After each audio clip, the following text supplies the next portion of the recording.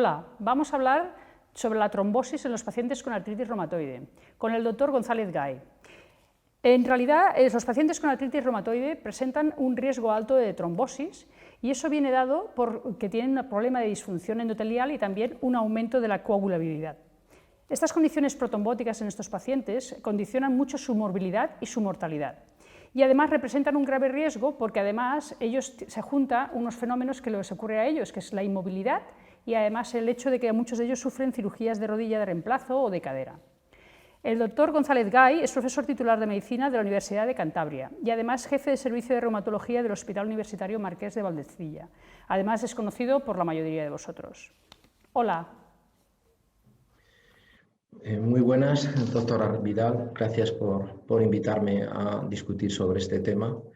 Realmente la artritis reumatoide se asocia a mayor incidencia de eventos cardiovasculares, pero un tema que nosotros no discutimos tan en profundidad, pero que existe, es la mayor incidencia de eventos trombóticos, de tromboembolismo pulmonar. Todo ello, como usted bien ha dicho, en relación con un fenómeno de inflamación. Y en ese sentido, las citoquinas proinflamatorias, entre las cuales tenemos la interleuquina 6, tienen un papel predominante. En este caso, por ejemplo, la interleuquina 6, que tiene un efecto pleomórfico, tiene efectos a nivel vascular, produce una disfunción endotelial, como muy bien usted ha dicho, en este caso, mediada la inflamación, en este caso, por la interleuquina 6, favorece trastornos vasculares como disminución, alteración de la función del enzima enosintasa, por lo cual disminuye la producción de óxido nítrico, que es fundamental para la preservación del endotelio, y por otro lado produce activación de biomarcadores y de moléculas que producen un daño vascular endotelial, ICAM1, BICAM. Y todo ello se cree que tanto en la artritis reumatoide, en la cual estudios epidemiológicos demuestran una mayor incidencia de eventos trombóticos, no solo cardiovasculares desde el punto de vista arterial, sino venosos, se cree que está en relación con una hiperexpresión de interleuquina 6, con un aumento del efecto de la interleuquina 6 a nivel vascular. Y una pregunta, desde el punto de vista clínico, ¿cómo digáis diagnosticar el riesgo de trombosis en estos pacientes? ¿Se hace ese tipo de análisis? ¿Se hace un seguimiento del riesgo de trombosis? No, nosotros, la incidencia de eventos trombóticos es algo que nosotros vemos en nuestra práctica diaria. Como usted bien ha dicho, la carga inflamatoria, la actividad de la enfermedad relacionada con la inflamación y luego la inmovilidad son factores que lo favorecen. Nosotros creemos que de alguna manera los tratamientos que disminuyan la carga inflamatoria secundariamente disminuirían el riesgo de eventos trombóticos. Nosotros hacemos prevención primaria sobre todo para eventos arteriales, controlamos la presencia de arteriosclerosis subclínica mediante marcadores subrogados como la ecografía de carótida.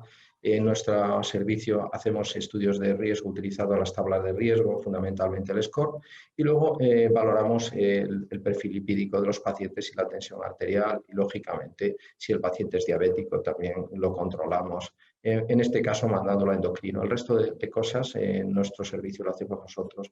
Fundamentalmente hacemos prevención primaria, pero más focalizada no en eventos trombóticos venosos, sino en eventos arteriales, accidente cerebrovascular agudo, y infarto agudo de miocardio, cardiopatía isquémica. Y si a grosso modo pudieras hacer un porcentaje, ¿cuántos pacientes crees que realmente tienen ese riesgo, que corren ese riesgo? ¿Hay algún perfil incluso que creas que hay detrás de ese paciente, aparte de, por ejemplo, el aumento de carga inflamatoria? ¿Tú crees que podríamos intentar buscar un perfil de paciente que tenga más ese riesgo?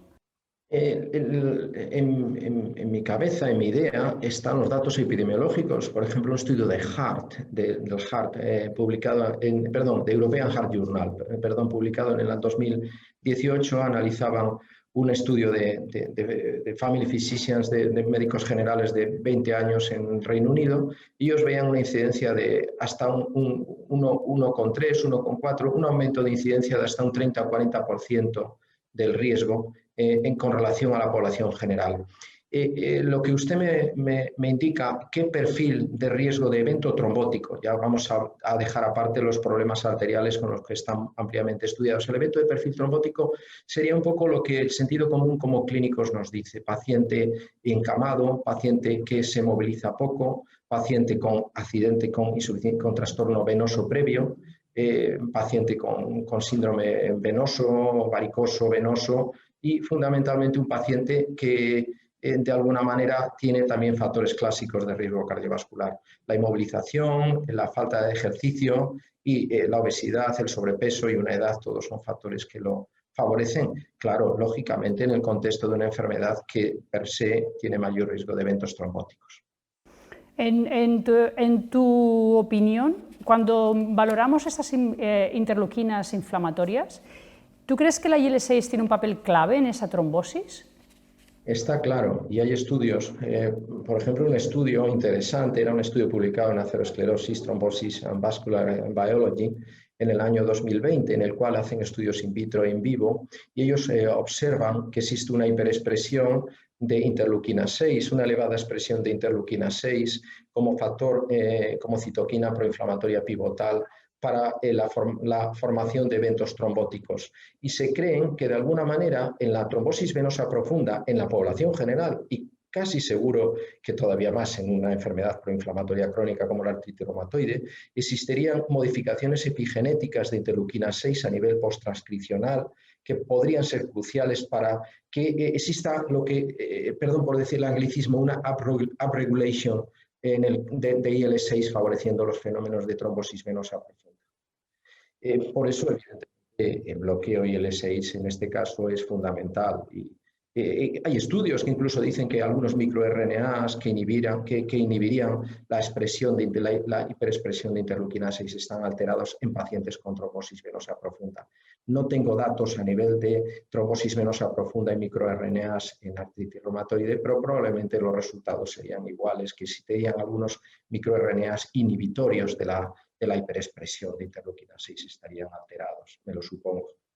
Es un tema que está menos estudiado porque siempre nos hemos focalizado más en la genética, ahora más en la epigenética de la enfermedad cardiovascular, considerando cardiopatía isquémica como elemento fundamental de estudio y de focalización. Pero no tenemos que olvidar que algunos de nuestros pacientes mueren de embolismo pulmonar en relación con trombosis venosa previa. Y en tu experiencia, un poco ya para concluir un poco este diálogo, en tu experiencia el tratamiento con bloqueantes del receptor de la IL-6, si tú conoces, ¿no? o crees que es lo que está pasando detrás de esto, es decir, ¿está afectando realmente a disminuir este riesgo? ¿O experiencia en ello? No he analizado el efecto del bloqueo IL-6 sobre trombosis venosa profunda, porque realmente no hemos estudiado específicamente la prevalencia de trombosis venosa profunda en nuestro medio. Conceptualmente, estoy seguro que el bloqueo de IL-6, bloqueando el receptor de IL-6, es muy posible que la incidencia de eventos trombóticos venosos también disminuyera, como se ha visto que mejora la función endotelial a nivel arterial. Es una cosa que está por hacer y que sería interesante que la hiciéramos no solo un grupo, tendríamos que hacerlo distintos grupos y valorar, por ejemplo, si a nivel de in vitro microRNAs que favorecen esa expresión de IL-6 están disminuidos en pacientes y si de alguna manera el bloqueo del interleuquina 6 receptor, el bloqueo mejoraría o cambiaría el perfil epigenético de estos pacientes. Es una cosa que los inmunólogos lo haréis mejor que un clínico como yo. Yo lo que extraigo un poco de lo que dices es que realmente cuando se bloquea con la IL-6, cuando se bloquea el receptor de la IL-6, lo que se consigue sería como un efecto indirecto, que es bajando la inflamación, mejoraríamos posiblemente ese riesgo trombótico, pero al mismo tiempo un efecto directo sobre lo que sería la disfunción endotelial y con ello también acabaríamos, ¿no?, un poquito reduciendo también la trombosis de alguna manera. Evidentemente, y alteraríamos la hiperexpresión de IL-6 a nivel vascular que favorecería de alguna manera el daño vascular. Me parece muy bien. Bueno, pues nada, como siempre es un placer hablar contigo y Mismo digo. espero Cojo el lanzamiento que has hecho para que los inmunólogos intentemos valorar un poquito funciones endoteliales, sobre todo de los pacientes tratados con receptor de la IL-6. Y nada, y simplemente agradecerte tu participación y tu opinión, ya sabes que siempre es muy valorada y hasta muy pronto. Pues para mí encantado porque ya conoces un poco mi forma de ser, de la medicina de colaboración entre distintos servicios y distintos puntos de vista que de alguna manera nos enriquecen a todos. Absolutamente. Muchísimas gracias, Silvia. Muchas gracias a ti, Miguel Ángel. Adiós.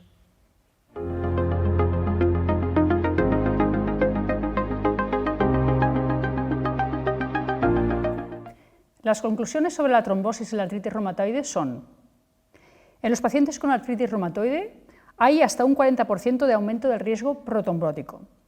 La propia inflamación, junto con alteraciones endoteliales que se observan en estos pacientes, parece que son factores relevantes que contribuyen al estado de este protrombótico.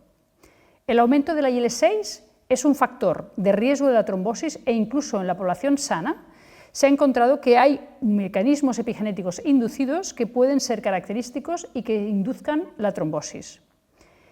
El bloqueo con anticuerpos contra el receptor de la IL-6 pueden disminuir el riesgo al disminuir la inflamación, por un lado, y también al corregir parte de las alteraciones o disfunciones endoteliales en estos pacientes.